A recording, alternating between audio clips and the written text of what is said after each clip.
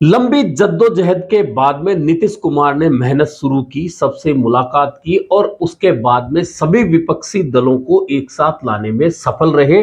वे तमाम विपक्षी दल जो बीजेपी और एनडीए में नहीं जाना चाहते थे, बीजेपी के साथ काम करना नहीं चाहते थे, या यह कह सकते हैं कि बीजेपी को लेकर वे असहज थे, उन सभी दलों को नीतीश कुमार ने एक मंच पर लाने में सफलता प्राप्त की और उसकी पहली बैठक पटना में हुई। और जब दूसरी बैठक बेंगलुरु में हुई तो एकदम से उसमें एक तरह से जान भर दी गई। जान इसलिए भर दी गई कि पहले जहां एनडीए के खिलाफ यूपीए में सभी दल एकजुट होते थे, वहीं अब यूपीए की जगह नया गठबंधन का नाम आया इंडिया।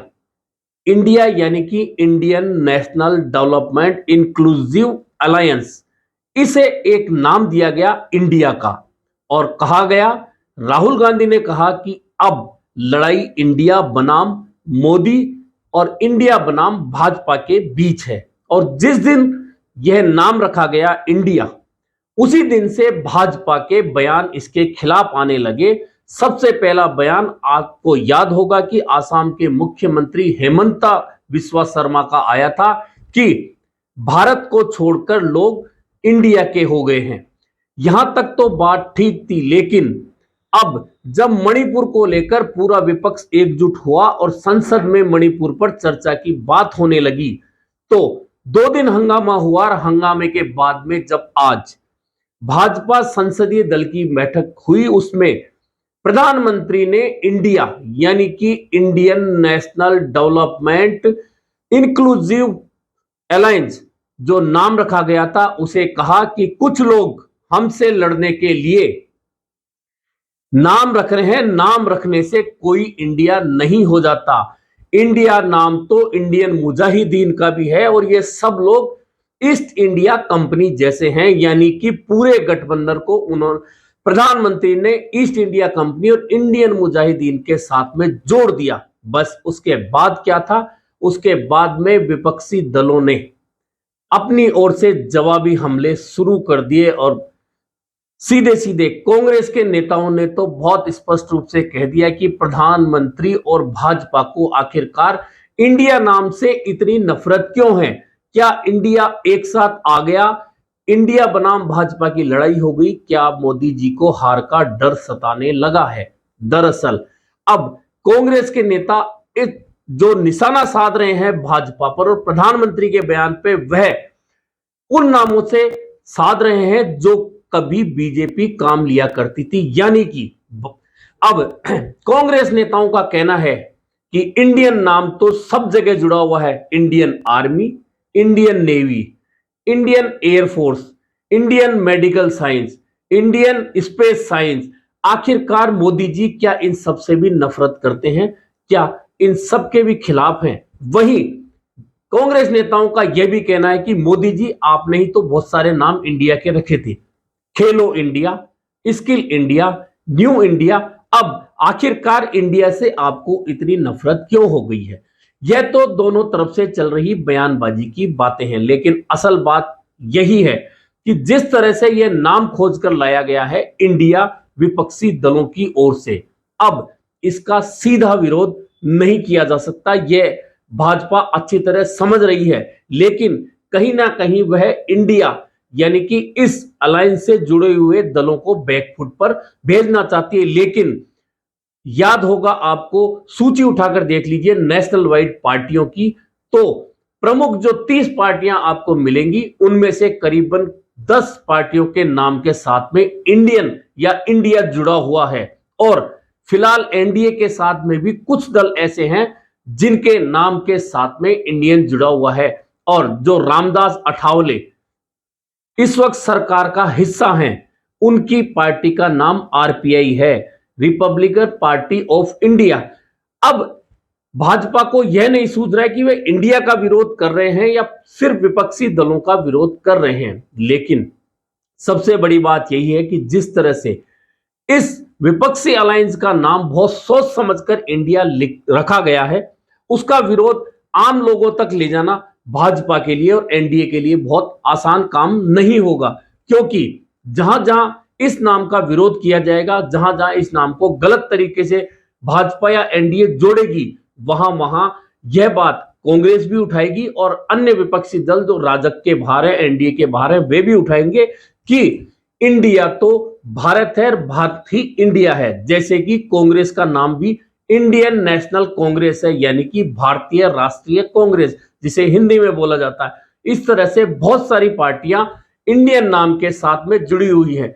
लोक दल, आईएनएलडी, इंडियन नेशनल लोक दल, आरपीआई, फॉरवर्ड ब्लॉक, बहुत सारी ऐसी पार्टियां हैं जो अपने साथ में इंडियन या इंडिया का नाम जोड़े हुए हैं।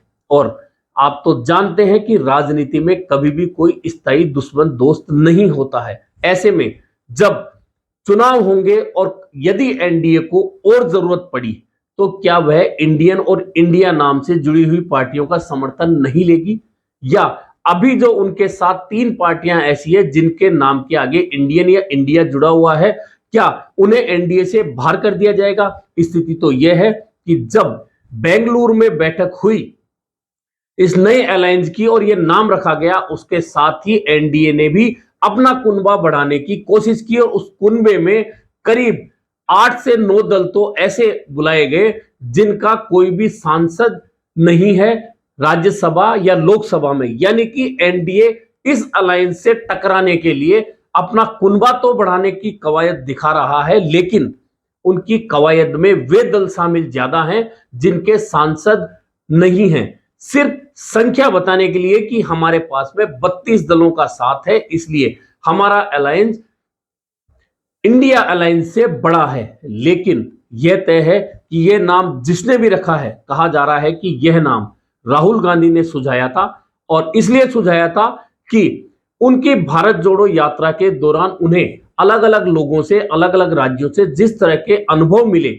उसके बाद उन्हें बहुत स्पष्ट रूप से समझ में आ गया कि इंडिया का नाम, भारत का नाम, चाहे हिंदी में लीजिए चाहे इंडिया के रूप में अंग्रेजी में लीजिए, लोगों के दिल को छूता है। और यही कारण था कि उन्होंने सुझाया और उस सुझाव के बाद में सभी दलों ने उसे मंजूरी दी और बेंगलुरु से नाम निकल कर आया Indian national development inclusive alliance, यानी कि इंडिया।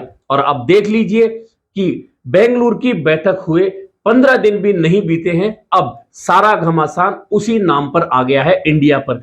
और जब बात हो रही है मणिपुर की बात, मणिपुर को लेकर जब चर्चा होनी थी, ऐसे समय में अपने सांसदीय दल की बैठक में प्रधानमंत्री ने इंडियन मुजाहिदीन और ईस्ट इंडिया कंपनी के साथ में इंडिया यानी कि Indian national development inclusive alliance को जोड़ा, तो कांग्रेस और विपक्षी दलों को भाजपा पर हमलावर होने का मौका दे दिया। इतना ही नहीं, कहा तो यह जा रहा है कि प्रधानमंत्री के बयान को लेकर अब जल्दी ही विपक्षी दल अविश्वास प्रस्ताव ला सकते हैं, इसकी तैयारी चल रही है।